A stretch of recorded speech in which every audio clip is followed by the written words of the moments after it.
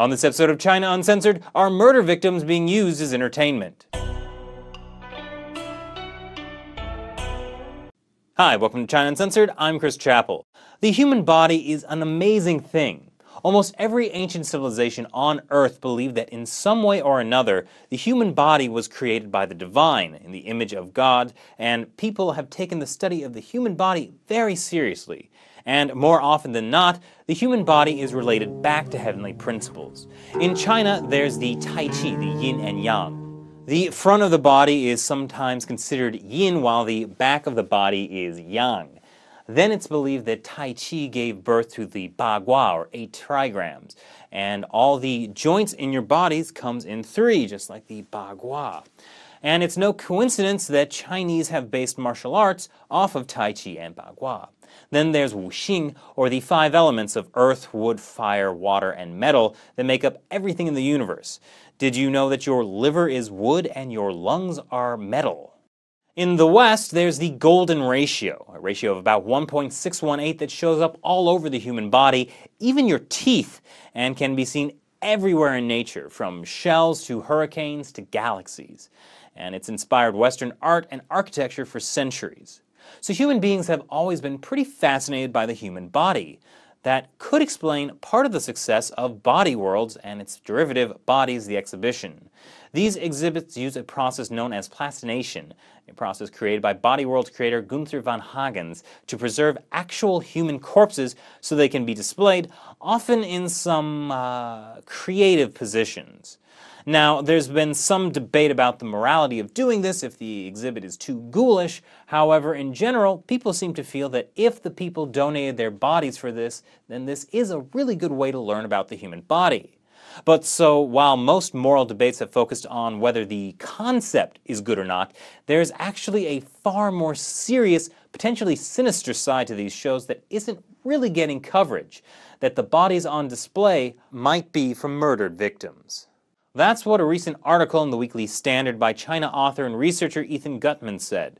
Allegations have been around for a while now that both exhibits use bodies of executed prisoners from China. For a comprehensive look at the issue, please check out this episode of China Focus. We know China gets organs from executed prisoners, and there's growing evidence that those executed don't necessarily have to have committed any crimes or have gone through any kind of legal process. Transplant numbers grew quickly after 1999, and now about 10,000 transplants happen in China each year. But even high estimates of executions couldn't account for the organ sources, because things like tissue matching would require a much bigger pool of organs. So where do those extra organs come from? Ethana Gutmanna, as well as other investigators, have an answer. Practitioners of Falun Gong, a Buddhist revival movement he calls it, people murdered by the Communist Party for persisting in their faith after a nationwide crackdown that began in 1999. And what happens to those bodies after they're killed? Plastinated specimens are surprisingly profitable. Could these bodies serve a dual purpose?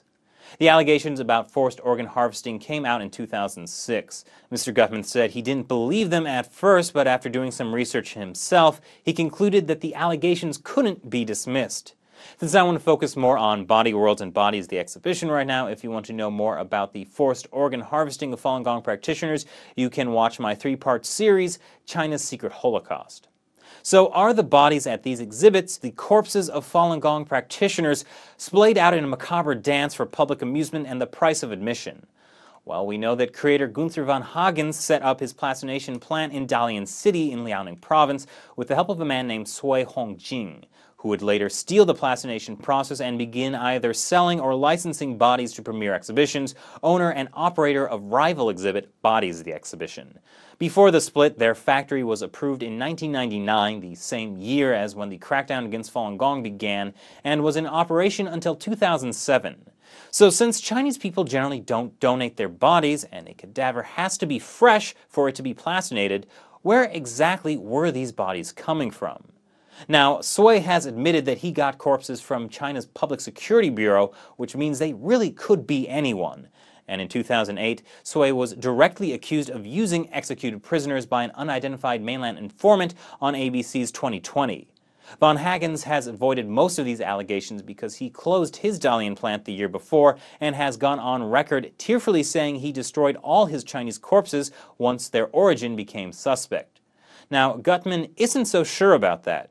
In his article, he gives several reasons why he thinks that might not necessarily be the case, but he has come up with a pretty brilliant idea that could end the debate once and for all: DNA testing. According to medical experts he contacted, mitochondrial DNA could still be extracted from the preserved specimens. This would determine whether bodies from either exhibit are Chinese. If so, the DNA could be tested against Chinese families who had a loved one disappear during the time when the Dalian factories were cranking out their hellish Barbie and Ken dolls. That might not be as difficult as you'd think. A Falun Gong-run website, minghui.org, maintains lists of practitioners who have gone missing, including in the Liaoning province, of which there are more than any other province in China.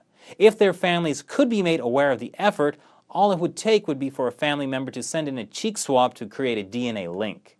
Now, the problem is this would require permission from Von Hagens and Suej. Von Hagens might be interested in this as a way to perhaps once and for all clear his name from all these allegations that have persistently dogged him for years.